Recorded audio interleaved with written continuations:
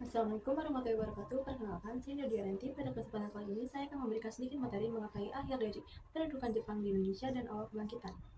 Yang pertama ada kekalahan Jepang di Indonesia. Kekalahan Jepang pada Perang Dunia Kedua.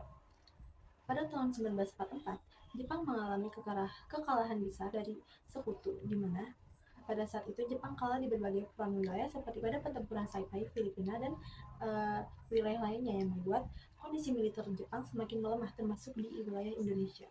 Yang kedua, penyerbuan Sekutu ke wilayah Pasifik. Sekutu di bawah pimpinan Amerika Serikat berusaha mendesak Jepang agar kembali ke negaranya. Pada saat itu, bom atom dijatuhkan di Hiroshima pada 6 Agustus 1945 dan Nagasaki pada 9 Agustus 1945. Hal ini merupakan pukulan akhir bagi Jepang dan membuat kondisi Jepang semakin mendesak. Yang ketiga, proklamasi kekalahan Jepang.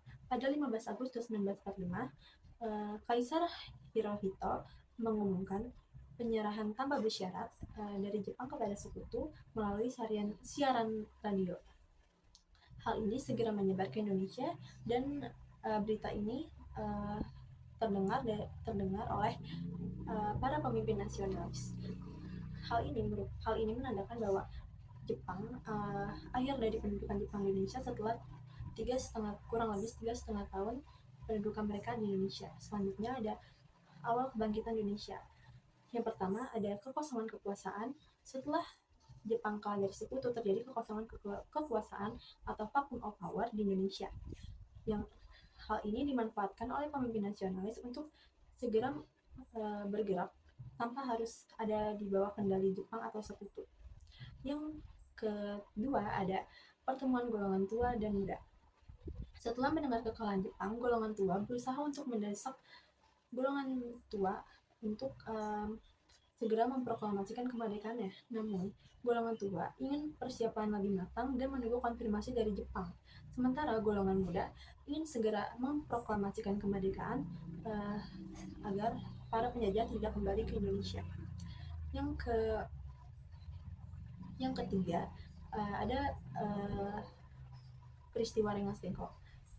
Pada 16 Agustus 1945, golongan tua Soekarno dan Hatta diculik oleh golongan muda ke Rengas Dengklok yang bertujuan agar golongan tua dijauhkan dari pengaruh Jepang, dan golongan muda mendesak golongan tua untuk segera memproklamasikan kemerdekaannya. Yang selanjutnya ada peristiwa proklamasi kemerdekaan. Akhirnya, 17 Agustus 1945, Soekarno dan Hatta memproklamasikan kemerdekaan Indonesia di Jalan Pegangsaan Timur nomor 56 Jakarta. Hal ini menandakan lahirnya suatu negara kesatuan Republik Indonesia dan melahirkan bangsa dan terbebas dari penjajah yang lebih dari 300 tahun menjajah Indonesia, termasuk masa pendudukan Jepang. Yang terakhir ada perjuangan mempertahankan kemerdekaannya. Setelah kemerdekaan, Sekutu kembali ke Indonesia yang bertujuan untuk melucuti senjata tentara Jepang dan mengambil kembali wilayah Indonesia sebagai wilayah penjajahan Jepang. Namun, rakyat Indonesia melawan tindakan tersebut. Salah satu contoh dari perlawannya adalah pertempuran Surabaya pada tanggal 10 November 1945. Hal ini menjadi tanda bahwa rakyat Indonesia mempunyai semangat untuk mempertahankan kemerdekaannya. Sekian materi singkat dari saya. Wassalamualaikum warahmatullahi wabarakatuh.